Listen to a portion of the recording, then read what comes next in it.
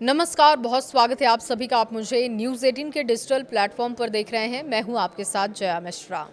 America ने Denmark, UK, France और कई यूरोपीय देशों पर 10% टैरिफ लगाने का ऐलान किया है। अमेरिकी राष्ट्रपति डोनाल्ड ट्रंप ने शनिवार को इसका ऐलान किया। ट्रंप की ओर से इन देशों पर यह टैरिफ अमेरिका के ग्रीनलैंड पर कब्जे के प्लान का विरोध करने के लिए सजा के तौर पर लगाया गया है। देखिए, यूरोप के देशों ने अमेरिका की ग्रीनलैंड पर कब्जे का लगातार विरोध किया, जिसे देखते हुए ट्रंप ने दबाव बनाने के लिए ये कदम उठाया है।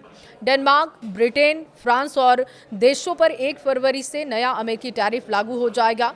ये फैसला ट्रंप की उस चेतावनी के एक दिन बाद आया है जिसमें उन्होंने कहा था कि वो उन देशों पर टैरिफ लगाएंगे जो उनके ग्रीनलैंड प्लान का विरोध करते हैं। ट्रंप काफी समय से इस बात पर जोर दे रहे थे कि अमेरिका को अपनी राष्ट्रीय सुरक्षा के लिए ग्रीनलैंड पर कब्जे की जरूरत है। ट्रंप ने सोशल मीडिया पर लिखा, हम ग्रीनलैंड पर अमेरिका के कंट्रोल का विरोध करने के लिए 8 यूरोपीय देशों के सामानों पर फरवरी से 10% इंपोर्ट टैक्स लगाएंगे। Denmark, Norway, Sweden, France, Germany, UK, Netherland और फिनलैंड को ये टैरिफ देना होगा। अमेरिका की ग्रीनलैंड पर डील नहीं होती है तो 1 जून से टैरिफ बढ़ाकर 25% कर दिया जाएगा।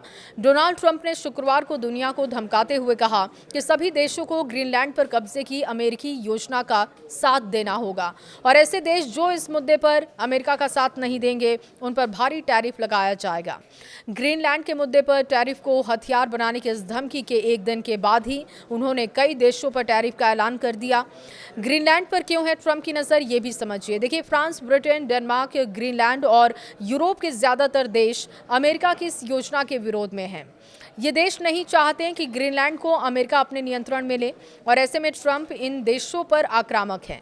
हालांकि पारंपरिक रूप से देश अमेरिका के सहयोगी रहे हैं।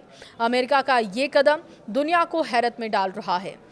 ग्रीनलैंड प्राकृतिक संसाधनों से भरपूर द्वीप है जो कि उत्तरी अमेरिका और आर्कटिक के बीच में है।